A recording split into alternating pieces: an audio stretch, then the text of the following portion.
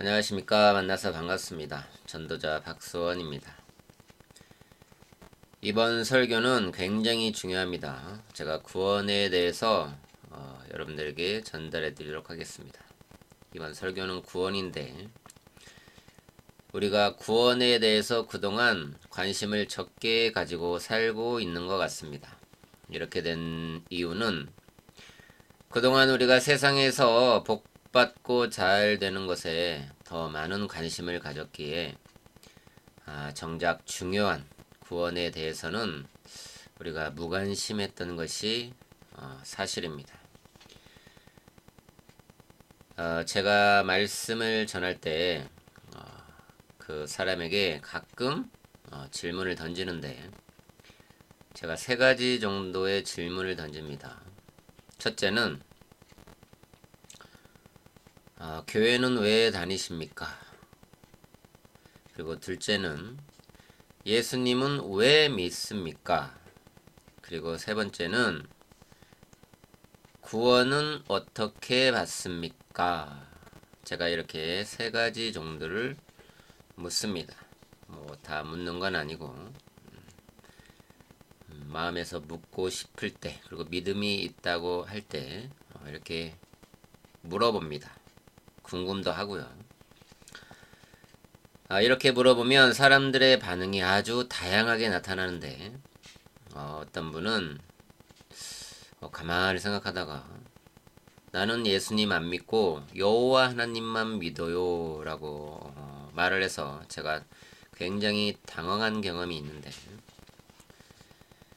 그리고 대부분 사람들이 제가 이렇게 물어보면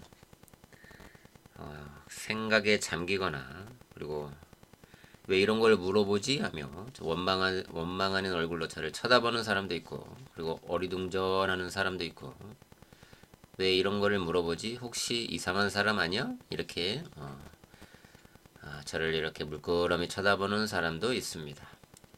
이런 분들이 대부분인데 물론 제가 갑자기 그런 질문을 던지니 당황할 수도 있습니다. 우리가 갑자기 질문을 받으면 당하게 되죠. 그래서 이해는 합니다. 그러나 대부분의 사람들은 이 세상에서 잘 되는 것 그리고 복받고 건강하게 사는 것에 많은 마음을 뺏기고 살기 때문에 정작 그토록 중요한 구원에 대해서는 등한시한다는데 그 심각성이 있습니다. 여러분도 자신에게나 또는 다른 사람에게 한번 질문해 보시기 바라겠습니다. 교회 다니는 사람을 보거든 교회는 왜 다니고 예수님은 왜 믿고 그리고 구원은 어떻게 받는지 이렇게 한번 물어보시기 바라겠습니다. 이것을 물어본다는 이유는 확실히 하기 위해서 물어보는 건데 이상하게 생각하는 것이 더 이상하다고 생각을 합니다. 자, 예수님께서는 자신이 십자가에서 죽으셔야 되는 것을 예수님께서 3년 반의 공생의 기간 동안 제자들에게 누누이 얘기했습니다. 그리고 종국에 그 일을 이루셨습니다. 우리는 이 중요한 명제를 놓치기 쉬운데 예수님께서 왜 십자가를 지시고 죽으시고 부활했느냐는 것입니다. 이를 깊이 생각해 본 적이 있나요? 왜 예수님께서 십자가를 지시고 고통당하시면서 죽으시고 부활하셨는지 이 부분에 대해서 깊이 생각해 본 적이 있느냐 말입니다. 자, 예수님의 사역을 보면 예수님께서 3년 반 동안 이스라엘 땅에 오셔서 사역을 하셨는데 그 사역을 보면 신들만이 고칠 수 있다는 문둥병을 고치시고 그 다음에 기머거리, 벙어리, 눈먼 자, 소경, 모든 병잘들을 다 고쳐주셨습니다. 그리고 심지어는 죽은 자도 살리셨습니다. 그리고 자연도 예수님 앞에 굴복했는데 바람과 파도도 잠잠케 하시고, 그리고 예수님께서는 바다 위로 걸어가신 그야말로 초자연적인 기적과 이적들을 행하시고, 심지어 하늘에서 먹을 것도 마음대로 내려올 수 있게 하실 수 있는 오병이어의 기적도 행하실 수 있는 분이, 그러하신 분이 왜 십자가의 고통을 당해서 죽으시고 부활하셨냐는 말입니다. 그 이유를 우리는 요한복음 3장에 말씀해 주셨는데, 하나님이 세상을 사랑하셔서 자신의 독생자 예수 그리스도를 보내사, 그리고 보내신 이유는 누구나 그를 믿는 사람들에게는 죽음과 고통을 주지 않고 영원한 생명을 주시기 위함이라고 설명해 줍니다.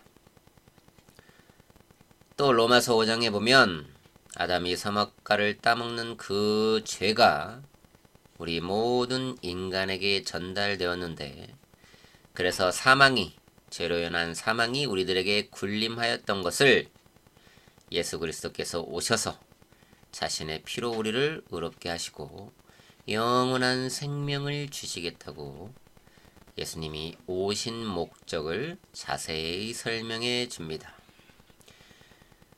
예수님께서는 십자가에 달리시려고 잡혀가시기 전에도 제자들에게 떨어져 있을 때 겟세마네 동산에서 기도하시고, 그때 잡혀가시기 전에도 얼마든지 그 자리를 피하시고, 또한 잡혀가시지 않았을 수도 있었는데, 이는 예수님께서 잡혀가시려고 할 때 제자 하나가 대제사장의 종의 귀를 칼을 빼서 자르죠. 근데 예수님께서 잡혀가시기 전에 제자들이 이렇게 노력하고 있을 때, 이때 예수님께서 말씀하십니다. 그 칼을 도로 칼집에 꽂아 넣어라. 내가 지금이라도 내 아버지께 간구하여 나에게 12군단이 넘는 천사들을 즉시 보내달라고 할 수 없는 줄 생각하느냐? 마태복음 26장 53절에 이렇게 말씀하셨는데, 예수님께서는 자기 자신을 잡으러 온 대제사장의 종들과 군인들에게 잡혀가시지 않으려고 하늘에서 12군단이 넘는 천사들을 보내셔가지고 그 자리를 얼마든지 피하실 수 있었다는 것입니다. 그런데 이렇게 안 하신 이유는, 예수님께서 잡혀가신 이유는 십자가를 지셔야 한다는 것을 아셨고, 그리고 질 수밖에 없었다는 것을 알고 계셨기 때문입니다. 왜 그러셨을까요? 그래야 첫사람 아담이 하나님의 말씀을 불순종함으로 선악과를 따먹음으로 죄가 세상에 들어왔는데, 그의 후손인 모든 인류에게 죄가 전가되고 그로 인해서 나이 먹어 죽어야 하는 사망이 들어왔기 때문인데, 예수님께서는 하늘 보좌에서 내려오셔서 모든 인간들을 죄의 죽음에서 해방시키시고자 그래서 십자가를 지셔야 했다고 로마서 5장에 기록합니다. 이것이 예수님께서 이 세상에 오셔서 십자가를 지신 이유라고 말씀합니다. 자, 요한복음 6장에 보면 예수님께서 사역하실 때 자기 말씀을 들으려고 수많은 군중들이 자기 자신한테 나왔는데, 이 중에서 멀리서 온 사람들도 있었습니다. 그래서 예수님께서 그냥 굶어 보내면 가다가 기진맥진 할 수 있으니 잔디밭에 다 앉게 하시고 오병이어의 기적을 일으키사 하늘에서 빵과 고기를 내려 다 먹이셨는데 이것을 본 사람들이 예수님을 왕으로 모시고자 했다는 것입니다. 왜 왕으로 모시고자 했을까요? 그래야 이 세상에서 먹고 사는 문제가 해결될 것으로 여겼기 때문인데, 자, 하늘에서 먹을 것이 내려오는데, 자, 당연한 현상이었던 것입니다. 그것을 본 사람들이 예수님을 이 세상에 앉혀서 그분을 따르면 먹고 사는 문제는 다 해결받을 것이라 생각하는 건 당연한 현상이었던 것입니다. 오늘날에도 예수님을 믿는다고 하는 사람들이 사람들을 깊게 자세히 살펴보면 단지 예수님을 먹고 사는 문제를 해결하려고 그리고 이 세상 것을 추구하며 예수님을 따르는 사람들을 우리는 쉽게 주위에서 찾아볼 수 있는데, 이러한 사람들에게 예수님께서 말씀합니다. 26절, 너희가 나를 찾는 것은 빵을 먹고 배부른 까닭인데 기적을 보고 저분이 영원한 생명을 주시는 주님이시구나 라고 이렇게 믿지 않았다는 것인데, 27절 예수님께서 다시 말씀하십니다. 썩을 양식을 위하여 일하지 말고 영생에 이르는 음식을 위해서 일하라고 말씀합니다. 예수님께서는 죄와 허물로 죽어있는 우리에게 영원한 생명을 주시러 오셨습니다. 이것이 예수님께서 십자가에서 피 흘려 돌아가신 이유인데, 많은 사람들은 그 구원에는 관심이 별로 없고 세상에 복 받는다든지 이 세상에서 인정받으려 하고 자기의 생각에 선한 일을 하는 것이나 착하게 살아서 의를 이루려고 하고 구원받으려고 하는 모든 것은 곧 예수님을 인정하지 않는 것이고 믿지 않는 사람이 되는 것입니다. 예수님께서 우리의 죄를 담당하시려고, 죽음을 담당하시려고 이 세상에 오셨는데 그것을 믿지 않고 자신의 힘으로 의를 이루려 하고 구원에는 관심이 없고 그저 세상적인 복에 관심을 가지고 사는 것이 우리 인생들인 것입니다. 이에 본 전도자는 하나님의 말씀을 통해 구원에 대해서 자세히 설명해 드리려고 오늘 중요한 구원에 대한 문제를 들고 나왔습니다. 자, 먼저 여러분이 구원에 대해서 정확히 알고 싶다면 여러분들에게 준비물이 필요한데, 그것은 하나님의 말씀을 신뢰해야 하고 하나님 말씀에 최종 권위를 두어야 하지만 말씀이 믿어지기 때문인데, 내 교회의 가르침이나 교리나 내 생각은 잠시 접어두셔야 합니다. 하나님 말씀 요한복음 1장 1절에서 12절 보겠습니다. 자, 어떤 지인이 저보고 좀 알기 쉽게 그리고 길지 않게 말씀을 전해달라고 부탁을 해서 제가 조금 좀 알기 쉽게 여러분들에게 전달하려고 하고 있습니다. 그리고 좀 타이트하게 전달하려고 하고 있습니다. 자, 요한복음 1장 1절에서 12절 말씀 보겠습니다. 제가 읽겠습니다. 자, 태초에 말씀이 계셨고 그 말씀이 하나님과 함께 계셨으니 그 말씀은 하나님이셨느니라. 그 말씀이 태초에 하나님과 함께 계셨느니라. 만물은 그에 의하여 지은 바 되었으며 이미 지은 받은 것 가운데 그가 없이 지어진 것은 아무것도 없더라. 그분 안에 생명이 있었으니 그 생명은 사람들의 빛이라. 그 빛이 어두움 속에 빛이어도 어두움은 그것을 깨닫지 못하더라. 하나님께로부터 보내심을 받은 사람이 있었으니 그의 이름은 요한이라. 그가 증인으로 왔으니 빛에 관하여 증거하려 함이며 모든 사람이 그를 통하여 믿게 하려 함이더라. 그 사람은 그 빛이 아니었고 그 빛에 관하여 증거하라고 보내심을 받았더라. 세상으로 들어오는 모든 사람에게 비치는 참 빛이 있었으니 그가 세상에 계셨고 세상이 그에 의하여 지은 바 되었으나 세상은 그를 알지 못하더라. 그가 자기 백성에게 오셨으나 자기 백성이 그를 영접하지 아니하더라.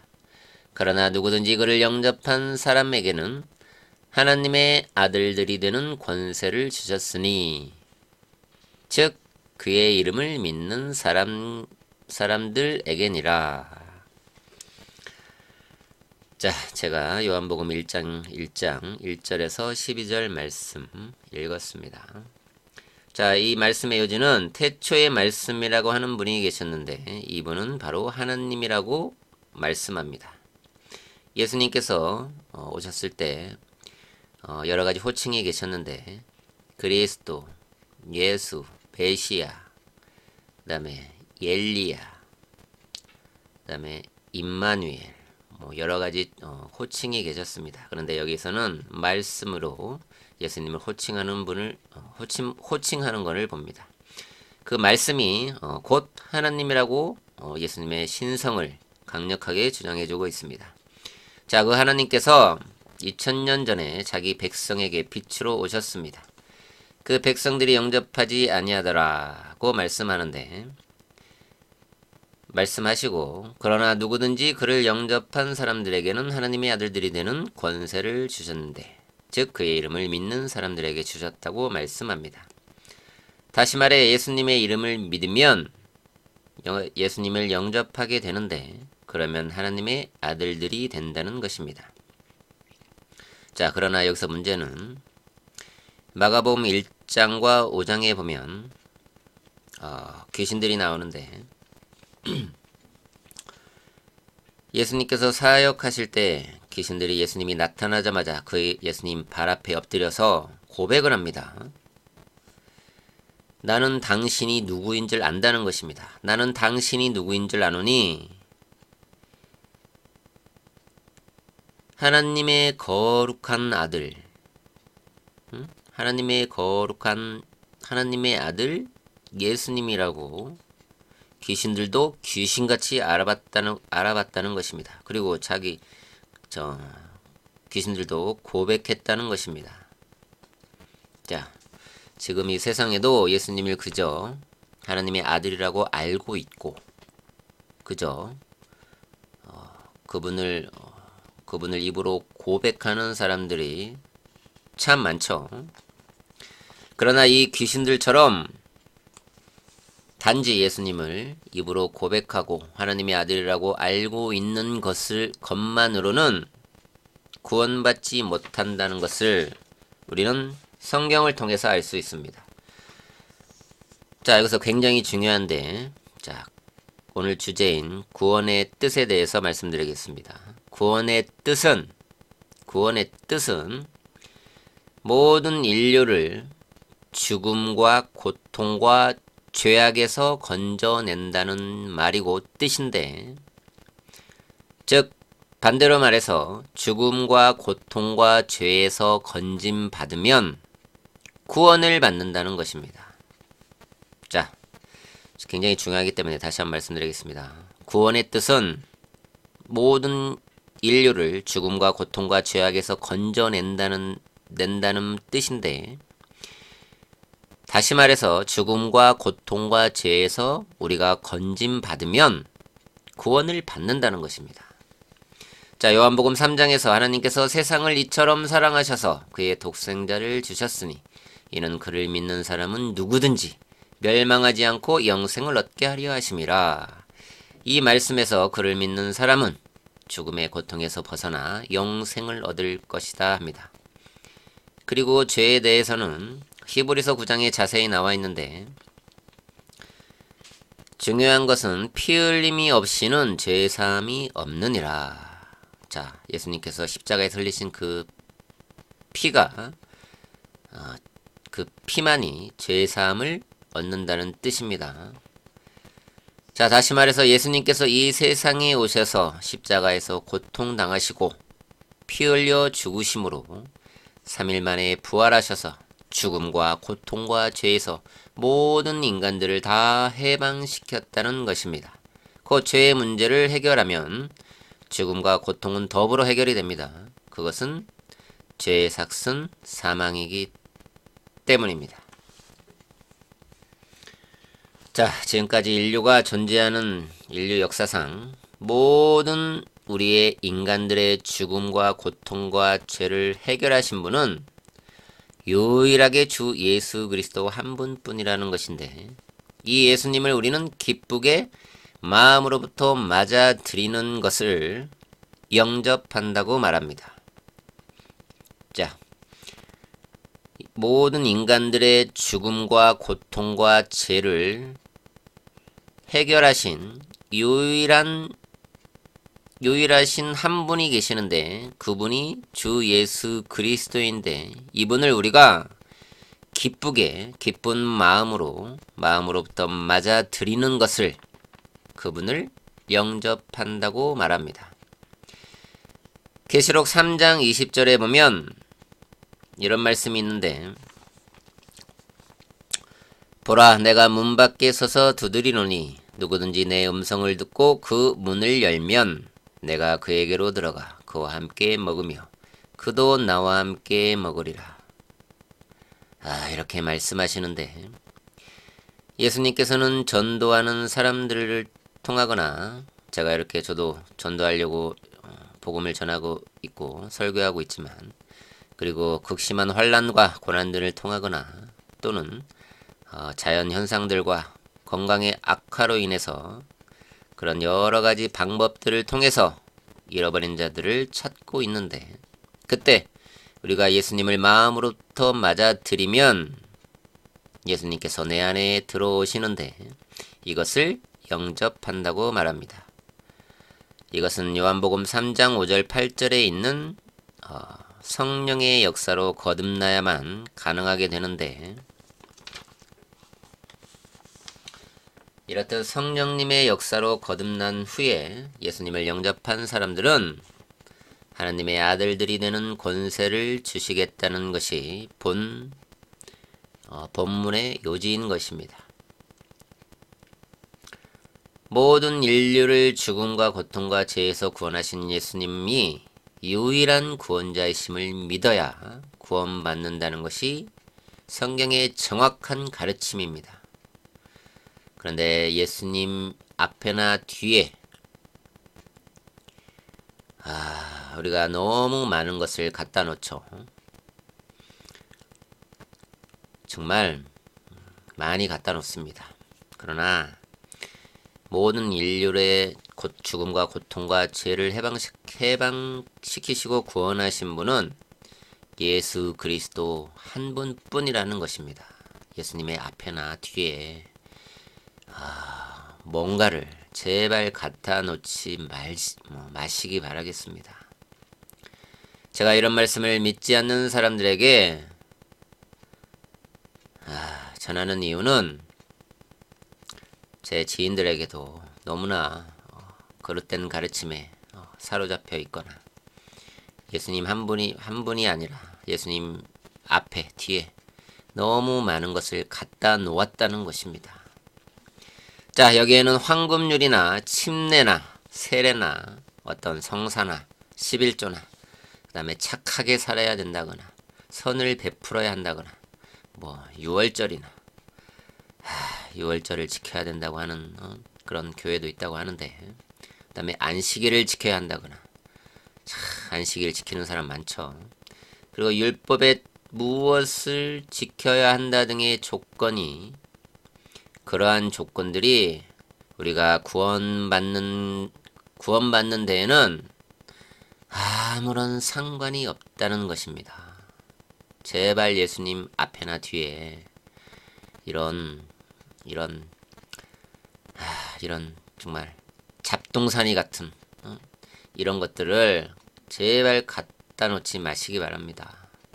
구원은 다시 말하지만 인류의 모든 사람들의 죽음, 고통, 죄를 해결하신 분은 주 예수 그리스도, 예수님이 유일한 분임을 우리가 구주로 마음으로부터 믿고 맞아들이는 것이 구원이기 때문인데, 여기서 율법에 대해서 잠깐 살펴보겠습니다. 자, 율법. 아직도 율법 지키는 사람들이 많죠. 자, 율법.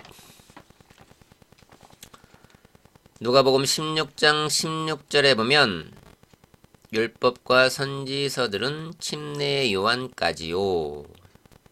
자, 다시 한번 말씀드리겠습니다. 자, 우리가 어떤 분들이 그토록 지키려 하는 율법 그리고 선지서들. 자, 율법과 선지서들은 침례 요한까지요.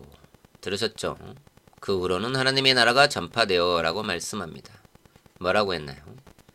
율법과 선지서들에 써있는 것들은 요한의 때까지라고 성경이 정확한 율법의 자리를 정해줬습니다. 그러나 정말 수많은 사람들이 율법의 어느 한 가지라도 지키고 있다는 것이 참 사탄에게 미혹되면 참 어떻게 사람이 어떻게 변하는지 참 잘 보여주는 설례라 하겠습니다. 자, 로마서 8장 3절에도 율법이 육신을 통하여서는 할 수 없는 것이므로 하나님께서는 죄 때문에 자신의 아들을 죄 있는 육신의 모양으로 보내서 그 육신의 죄를 선고하셨으니 라고 말씀하시는데, 이 말씀인즉 우리의 육신은 연약해서 율법을 지킬 수 없다는 게 하나님의 판단이고 말씀입니다. 그래서 우리가 율법이 육신을 통하여서는 할 수 없다는 것이므로 이런 말씀이 있는 것입니다. 그래서 하나님께서는 자신의 아들 예수 그리스도를 죄 있는 육신의 모양으로 그래서 이 세상에 보내셨다는 것입니다. 그래서 그분을 믿는 자들을 의롭다고 여겨주신다고 말씀합니다. 이것이 하나님 말씀입니다. 자, 하나님께서는 이스라엘 백성에게 율법을 주셨는데 우리가 법이 없으니, 사람이 법이 없으면 어떻게 됩니까? 뭐 횡단보도에 빨간불에 건너가면 안 된다고 이런 작은 법규가 있는데, 빨간불일 때 건너가면 어떻게 됩니까? 어떻게 됩니까? 그냥 건너가도 됩니까? 차에 쳐서 죽거나 다치거나 하겠죠. 자, 우리가 이 세상 살아가면서도 법이 없으면 우리는 내 눈에 보기 좋은 대로 행합니다.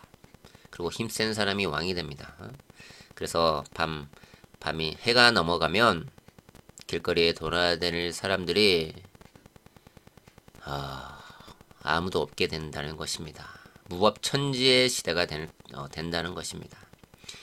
그래서 하나님께서 율법을 주셨는데, 우리가 이 세상에서도 헌법이라는 것이 있기에 법을 지키지 않으면 감옥에 갈 수도 있구나 이렇게 알고 있듯이, 율법은 하나님께서 이스라엘 백성에게 주셨는데 그 이유는 로마서 3장에 나와 있습니다.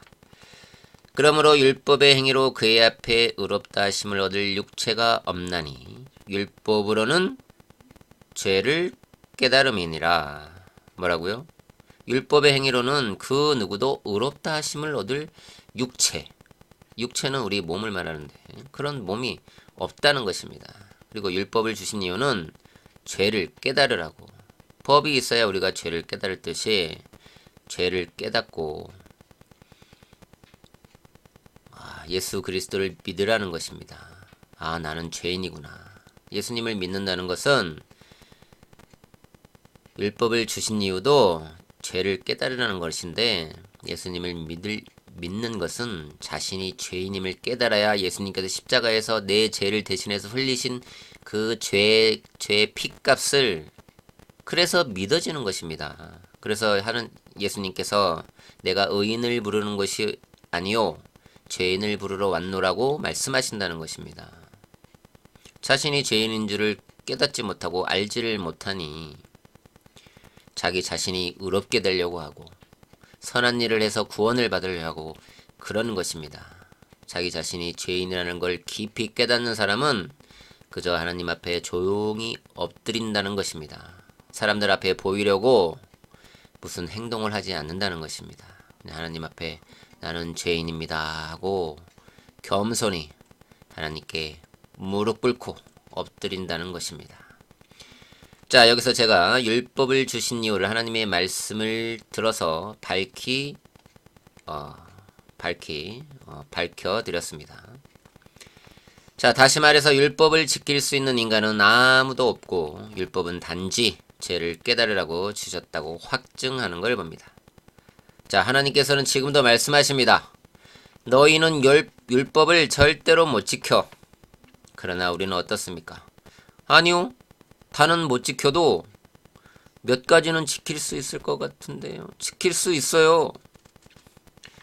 자, 이렇게 어거지를 쓰는 사람들이 너무나 많습니다.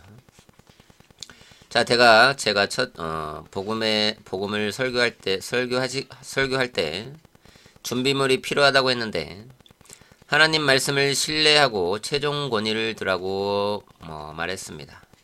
우리가 하나님 말씀을 신뢰하지 않고 믿지 않고 하나님 말씀보다 내가 다니는 교회의 가르침이나 교리를 우선시한다는 게 말이 되는 소리입니까? 그럼 하나님 말씀은 내 교회의 가르침이나 교리보다 그 밑에 있다는 말씀입니까?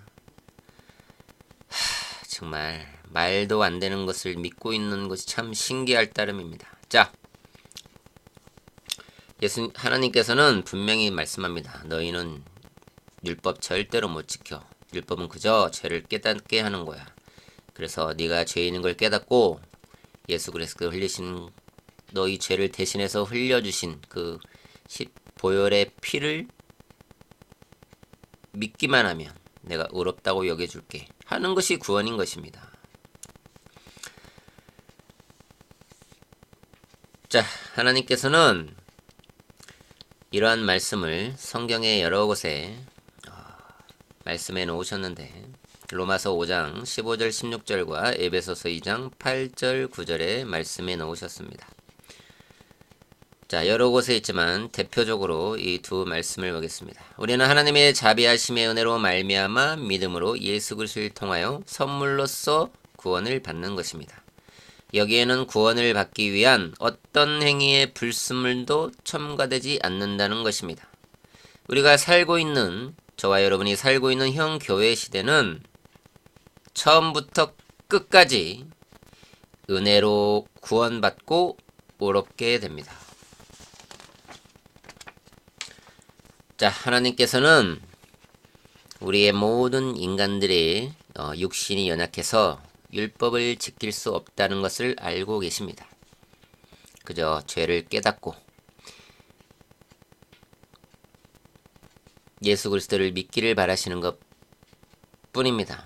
자, 그래서 예수 그리스도를 보내셔서 저와 여러분의 죄를 대신해서 십자가에서 피 흘려 죽게 하시고 부활하심으로 그것을 믿는 자들에게 성령의 보증을 주시고 인치시고 자신의 아들들로 삼으셔서 하늘에 있는 유업까지 있게 하셨습니다. 그러므로 죽음과 고통, 죄를 다 이루신 유일한 주 예수 그리스도를 믿고 마음으로부터 맞아들이는 것, 이것이 구원인 것입니다. 구원은 정말 값없는 선물입니다. 하나님의 선물. 자, 구원이 어떻게 보면 굉장히 쉽기에 우리 인간들은 자신이 뭔가를 구원을 이루기 위해서 하려고 하는데 구원은 이렇듯 우리가 알면은 굉장히 쉽습니다. 자, 많은 사람들이 구원에 대해서 잘 모르고 있고 그리고 어디 설교자들한테 목사님들한테 잘 들어보지 못하는 구절이기 때문에 그리고 명확하게 얘기해주는 사람도 별로 없습니다. 저도 교회 다닌 지 10수년이 됐는데 그리고 이렇게 복음을 전하는 전도자가 됐는데 명확하게 구원은 어떻게 받는다, 그리고 예수님은 왜 믿어야 하는가, 그리고 교회는 왜 다녀야 하는가에 대해서 명확하게 가르쳐주는 사람이 없었다는 것입니다.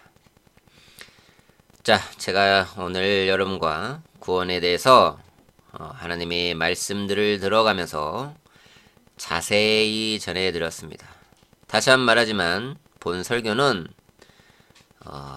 제가 쉽게 전달하려고 노력했습니다. 그리고 좀 짧게 하려고 노력했습니다.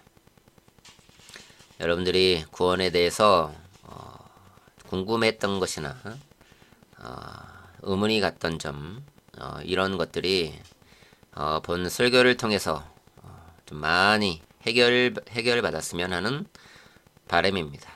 그리고 구원에 대해서 확실히 알게 되었기를 간절히 소망해 봅니다. 자, 끝으로 우리는 구원을 받기 위해서 무엇을 행하거나 구원을 유지하기 위해서 또한 무엇을 하는 것이 아니라 이 더러운 죄인을 구원시켜 주신, 그래서 구원받았기 때문에 너무나 감사하죠. 나 같은 죄인 살리셨으니 얼마나 감사합니까? 그래서 감사함으로 헌물도 하는 것이고, 그리고 감사함으로 선한 삶을 살아가고자 하고, 그리고 아직 구원받지 못한 이웃들에게 새 생명을 주는, 영원한 생명을 주는 그러한 복음을 전하고, 그리고 선을 베풀려고 하는 것임을 알아야 합니다. 구원받았기 때문에 이러한 것들을 한다는 것입니다. 구원받으려고 한다는 것이 아니라 먼저 구원을 받고 일을 하시던 사업을 하시던 착한 일을 하시던 남을 마음껏 도와주시던 나중에 봉사를 하러 다니시던 하나님 앞에 헌신을 하시던, 자, 중요한 것은 이단에 빠진 사람들도 선교사들을 파송하고 더 열심으로 길거리 전도하고, 저도 일요일날 주일날 가끔 집에 있으면 문을 두드리는 건 꼭 이단들이 초인종을 누릅니다. 그렇게 열심히 전도를 하고 다닙니다. 그리고 길거리에 서 있는 사람들 자세히 보시기 바랍니다. 성경대로 믿는 사람들도 물론 많지만 이단에 빠진 사람들이 훨씬 더 많은 것을 우리가 느끼게 되는 것입니다. 그리고 저 아랍권에 있는 사람들은 전도하기 위해서 자기 종교를 믿지 않는 사람들과 결혼까지도 불사합니다. 그리고 자식도 납니다. 이 얼마나 자기를 희생하며 그렇게 전도를 합니까? 이렇게 희생하며 전도하는 것이 아닙니다. 그러면 자기도 지옥에 갈 뿐더러 지옥 자식으로 만드는 그 과정의 한 일부분일 뿐이라는 것입니다. 제발 먼저 바른 말씀을 듣고 자신이 거듭나서 구원받는 다음에, 그 다음에 무슨 일을 하라는 것입니다. 구원받기 전에 자신이 구원받지도 않았는데, 구원받은지도 모르는데 어떻게 남한테 복음을 전할 수 있습니까? 내 구원도 확실하지 않는데. 그거는 어불성설인 것입니다. 제발 먼저 바른 말씀을 가지고 자신이 구원받고 난 후에 무엇을 하든지 하라는 것입니다. 그것이 순서인 것입니다. 제발